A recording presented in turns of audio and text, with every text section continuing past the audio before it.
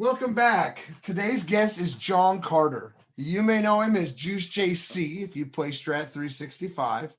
He's the commissioner of the mystery card tournament that's going to be starting up really soon. Well, my earliest memories of the game are like so many others that I hear about or read about on Strat member forums and social media groups. I discovered the game as a kid with my brother and then spent a good part of my upbringing, playing games in my parents' basement with my brother and friends. The first Strat set that my brother and I owned was, I believe, the 1986-87 hockey set. Hey, we are Canadians. And then the first baseball set we had was 1988. And I think our first football set was 89 or 90. I'm not sure. So yeah, like from about 12 or 13 years old, I was first introduced to it. And I played a lot of Strat, hockey, baseball, football, right through my teen years. That's how I got started in it. Oh, I agree. I think there's a lot of us that started at that and have come back to it even recently. So, what was your baseball team then up in Ottawa? Was it the Expos, the Blue Jays? Well, what's funny is I grew up on the east coast of Canada in Halifax, and in those parts, there's a lot of Red Sox fans, actually, because of the proximity to New England. But, there were also a lot of Expos fans, more so when I was growing up than Blue Jays fans, because, the Expos had been around longer. But me personally, I actually, from a very young age, became a Kansas City Royals fan. I became very, enamored by, those great teams in the early to mid 80s with, George Brett and Hal McRae and Willie Wilson. And so I've been a lifelong Kansas City Royals and Kansas City Chiefs fan, surprisingly. Oh, that's cool. That's cool. My mom's best friend's husband played for the Royals for a little while. Back in the early 70s, Gail Hopkins. Okay, interesting. Wow. Yeah, so if he's not in any of the Strat sets. If I had won the Barnstormers tournament, that's who I would have added in there. I was going to say we'll have to talk to the people at Strat about that one. You said you played the hockey and the football, baseball. Yeah. Have you ever played the basketball one? I have not played the basketball. The other game that my brother and I played when we were young was Status Pro baseball and Status Pro basketball. And I think the only version of basketball we played was on that platform. But, once we discovered the Strat-O-Matic platform, that was sort of our go-to game. But yeah, less so of the basketball than the other sports. Have you tried any of the Strat365 football online?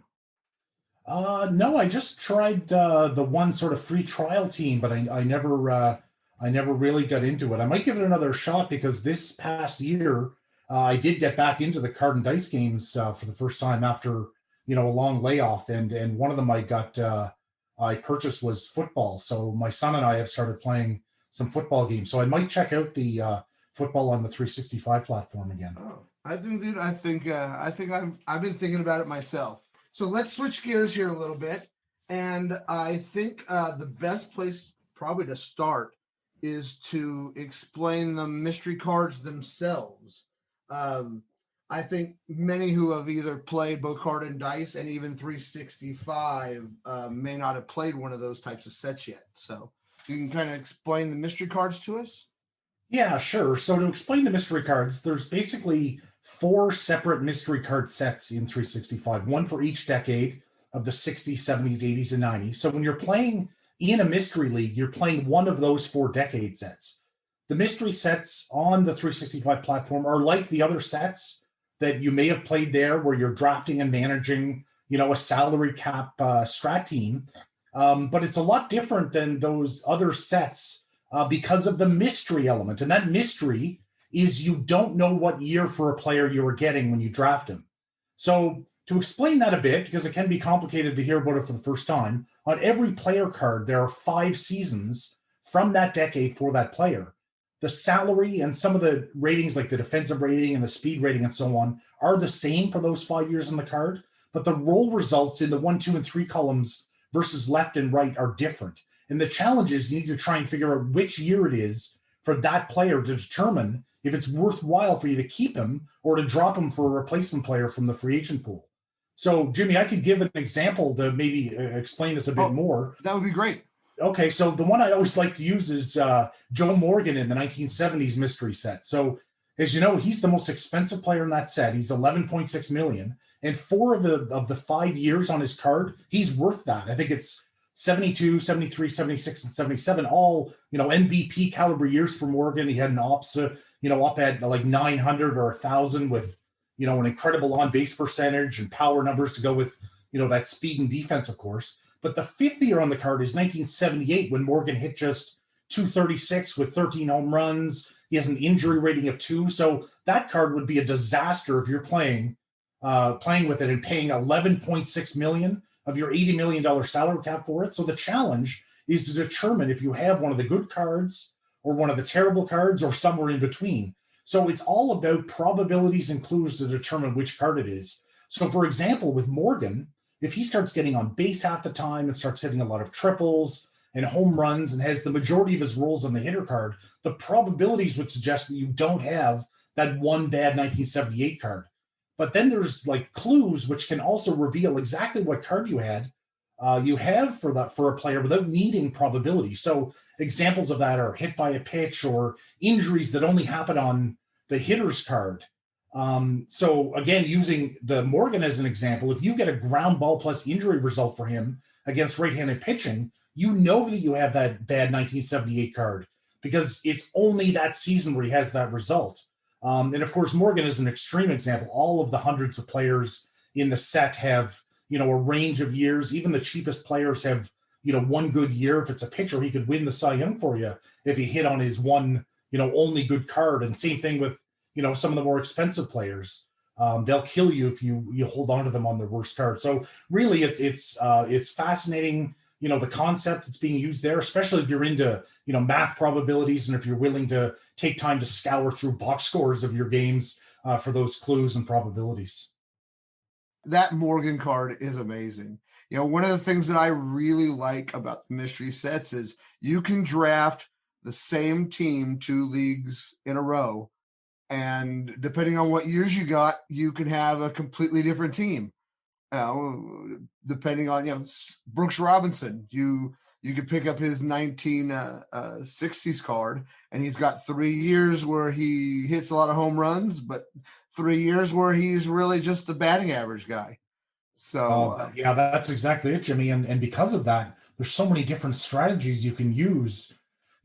Take some of those guys that they're pretty good right across all 5 years. So you see guys try a lot of different strategies because of the the kind of the unique nature of this game. Oh yeah, it's very different. It doesn't allow you to do it as mathematically as you can do with some of the other sets where absolutely, because you don't know what you're getting, right? You just don't know.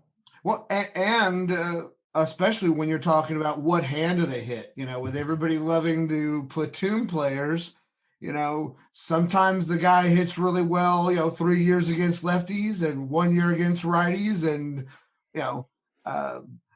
one of the things for me in one of the leagues that I'm playing in, I've got Carlos Delgado, and he's a 6 righty, and he's just almost unplayable against lefties. Yeah. But then you could have had 3 other years where he's amazing against both hands, and 1 year where he's just completely terrible. Yeah, and 1 year I think for Delgado in the 90s, he's backwards, like he's like 5L slanted or something, I think. So, you just don't know. And, the other interesting thing trying to evaluate pitchers is, other factors like what ballpark you're in or what ballpark are you playing a lot in your own division, your defense. That's one thing that a lot of players overlook is if you've got bad defense, even your good pitchers are going to have some rough stats maybe because of, X-chart rules. So, yeah, it's pretty fascinating when you add it all up and adding that mystery element. Oh, I agree with you completely. So, hey, can you give us a little bit of a history of the mystery card tournament?